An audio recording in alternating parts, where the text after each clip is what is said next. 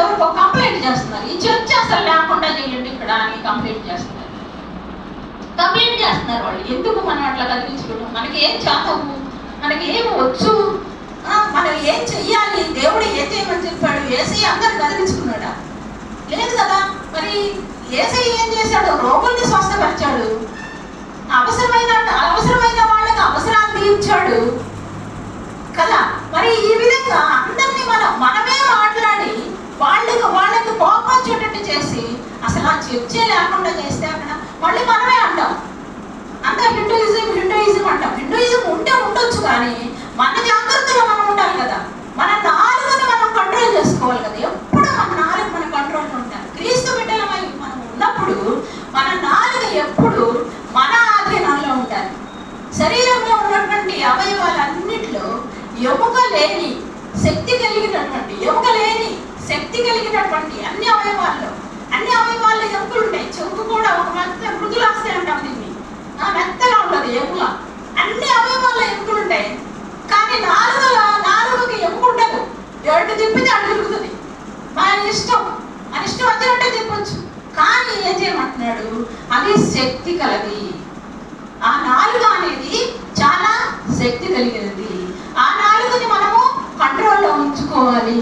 That is the power of the tongue. నాలుగు యొక్క శక్తి అది. ఏమైనా చేయగలదు, నాశనమైనా చేయగలదు. ఇప్పుడు నేను టీచర్ని కదా. ఒక అమ్మాయికి, అందరూ అమ్మాయిలే, గర్ల్స్ స్కూల్లో నేను చదివింది మొత్తం గర్ల్స్ స్కూలే, పనిచేసింది మొత్తం గర్ల్స్ స్కూలే, చాలా బాగుంటుంది. ఒక అమ్మాయికి మార్క్స్ తక్కువ వచ్చాయి అనుకోండి, అసలు ఎందుకు పనికిరావు అమ్మాయి అన్నాం అనుకోండి, ఆ అమ్మాయి ఏంటి చదవదు కదా. పర్లేదమ్మా, ఈసారి మంచి మార్క్స్ తెచ్చుకో, కష్టపడి చదువు అని ఎంకరేజ్ చేసాము. 2 4 చదువుతుంది, అది 4 చెప్తుంది. డిస్కరేజ్మెంట్ 4 ఇస్తుంది, ఎంకరేజ్మెంట్ కూడా 4 ఇస్తుంది. కాబట్టి మన నాలుగును మనము ఎవరికైనా మనం ఉపయోగపడగలమా? ఎవరికైనా సహాయం చేయగలమా? ఎవరినైనా దుఃఖంలో ఉన్న వాళ్ళని సంతోష మార్గంలోకి మరల్చగలమా? ఏది చేసినా 4 కదా. ఆ విధంగా క్రీస్తుని బిడ్డలమైనటువంటి మనము ఏం చెయ్యాలి అంటే, ఎవరికైనా మనం అవసరం అవుతామా, ఎవరినైనా సంతోష పెట్టే స్థితిలో మనం ఉన్నామా అనేటటువంటివి మనం ఆలోచించుకోవాల్సిన అవసరం ఉంది. అది మనం 2వ అధ్యాయం మనం కనుక క్షుణ్ణంగా చదివినట్టయితే అది పవర్ ఆఫ్ ద టంగ్. ఇక 3వ అధ్యాయానికి వస్తే, 2వ అధ్యాయంలో ప్రాక్టీస్ ద ట్రూత్ అయిపోయింది కదా. 3వ అధ్యాయము పవర్ ఆఫ్ ద టంగ్. 4వ అధ్యాయం దగ్గరికి వచ్చేసరికి బీ ఏ పీస్ మేకర్ అని మనం చెప్పుకున్నామే. Be a peace maker. ఎప్పుడు ఇది మన కుటుంబాల్లో సాధారణంగా ఉంటూ ఉంటుంది. అత్త కోడళ్ళకి తగదా, అత్తమ్మ కోడల్ని సరిగా చూడకపోతే, కోడలు అత్తమ్మని సరిగా చూడకపోయినా వాళ్ళిద్దరి మధ్య ఫైటింగ్ కదా. అట్లా ఉండకుండా బీ ఏ పీస్ మేకర్. మీ ఇద్దరు సఖ్యతగా ఉంటే, మీ ఇద్దరు సమాధానంగా ఉంటే, మీ ఇద్దరు ఐక్యతగా ఉంటే, మీ ఇద్దరు ప్రేమ కలిగి ఉంటే కనుక ఆ కుటుంబము చక్కగా కలిసిమెలిసి చాలా ఎంతో ఆనందంగా, సంతోషంగా, మాదిరికరమైన కుటుంబంగా ఉండగలుగుతుంది. BA piece maker. 4th చాప్టర్లో బిఏ పీస్ మేకర్. అట్లా ఉండండి. ఒక శాంతిని నెలకొల్పే, శాంతిని తయారు చేసే, మేకర్ అంటే తయారు చేయడం కదా, శాంతిని తయారు చేసేటటువంటి క్రీస్తు బిడ్డగా మనం ఉండాల్సినటువంటి అవసరము ఉంది. తర్వాత 5th చాప్టర్ తీసుకుంటే పవర్ ఆఫ్ ద ప్రేయర్. ప్రార్థన యొక్క శక్తి. ప్రార్థనకి చాలా శక్తి ఉంది, ప్రార్థనకి ఎంతో శక్తి ఉంది. మరి ఈ ప్రార్థన యొక్క శక్తిని మనం 5వ అధ్యాయం, యాకోబు పత్రిక 5వ అధ్యాయం కనుక మొత్తం చదివినట్టయితే, అధ్యయనం చేసినట్టయితే, క్షుణ్ణంగా చదివినట్టయితే, ఊరికి చదవడం కాదు, దాన్ని క్షుణ్ణంగా చదివినట్టయితే దీనిలో మనకి పవర్ ఆఫ్ ద ప్రేయర్ కనిపిస్తుంది. అయితే ఇప్పుడు నేను మొట్టమొదటి అధ్యాయం దేని గురించి చదువుకున్నాము? Patience during trials and temptations అని చదువుకున్నాము. శోధనలో ఉన్నప్పుడు మనము ఓర్పుగా ఉండాలి అనేది చదువుకున్నాం. ఈ మొట్టమొదటి చాప్టర్లో మనము ఓర్పుగా ఉండాలి అంటే, శోధనలను ఎదుర్కోవాలి అంటే, యాకోబు ఆ చెదిరిపోయిన ఇశ్రాయేలీయులకు చుట్టూ మనల్ని కూడా గుర్తు చేసుకుంటూ, మనకు కూడా హెచ్చరికలు ఇస్తూ, మనల్ని కూడా దృష్టిలో పెట్టుకొని అక్కడి మొట్టమొదట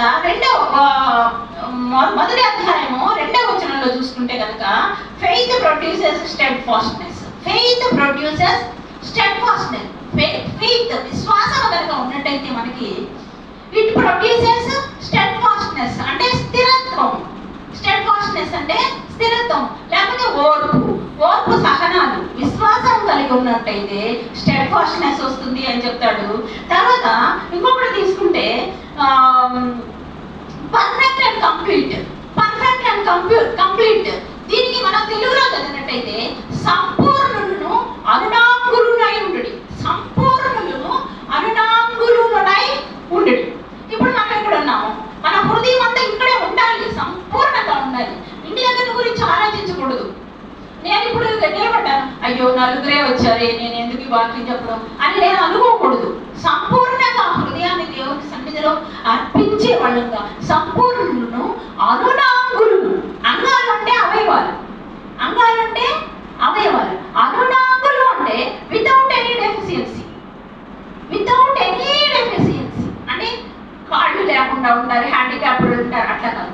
ఇక్కడ అంగాలు అన్నప్పుడు మనం వెంటనే అంగాలు అంటే ఏమేమి చెప్తాం, వాళ్ళు ముగ్గు, చెవులు, చేతులు, కాళ్ళు ఇది చెప్తాం. కానీ మన అంగం ఇంకొకటి కూడా ఉంది, అది ఆత్మ. ఆత్మ కూడా మన శరీరంలో భాగమే కదా. ఆత్మ, స్పిరిట్, మన మైండ్, మనసు, హృదయము ఉంది కదా మన అందరికీ. మన మనసు, హృదయము ఇది కూడా మన శరీరంలో భాగమే. ఆ దానిలో కూడా డెఫిషియన్సీ రాకూడదు. ఈ కాళ్ళు, చేతుల్లో వీటిల్లో మాత్రమే కాదు, ఆత్మ ఉంది కదా, మనసు ఉంది కదా, హృదయం ఉంది కదా, దానిలో అస్సలు డెఫిషియన్సీ అనేది వ్యాధి రాకూడదు, దానికి రోగం రాకూడదు, దానికి రోగము అనేది రాకూడదు. అది ఇక్కడ పర్ఫెక్ట్ అండ్ కంప్లీట్ అంటాడు. సంపూర్ణులను అనునాంగులునై ఉండాలి మనం. ఆ విధంగా మనము ఉండాల్సిన అవసరము ఉంది. తర్వాత 5వ వచనంలో గమనించినట్టయితే విజ్డమ్, జ్ఞానం. మీకు జ్ఞానం కొద్దుగా ఉంటే దేవుడిని అడగండి. అందరికి ఎవరు జ్ఞానం కావాలని అడిగితే దేవుడు అందరికి ఇస్తాడంట. అయితే అంటున్నాడు చూడండి, అయితే విశ్వాసముతో అడగాలి. విశ్వాసముతో అడగాలి. జ్ఞానం అందరికి, అడిగిన వాళ్ళందరికీ జ్ఞానం ఇస్తాడు. అయితే మనము ఇక్కడ చెప్పాడే సంపూర్ణులను అనునాంగులునై ఉండి అటువంటి విశ్వాసం కలిగినటువంటి జ్ఞానాన్ని మనకి జ్ఞానం ఇవ్వమని, అటువంటి విశ్వాసంతో సంపూర్ణము అనునాంగులమై అయి దేవుని సన్నిధిలో మోకరిల్లి అటువంటి విశ్వాసంతో దేవుడిని అడిగినప్పుడు మనకి కావాల్సినటువంటి జ్ఞానాన్ని దేవుడు మనకు అనుగ్రహిస్తాడు. నెక్స్ట్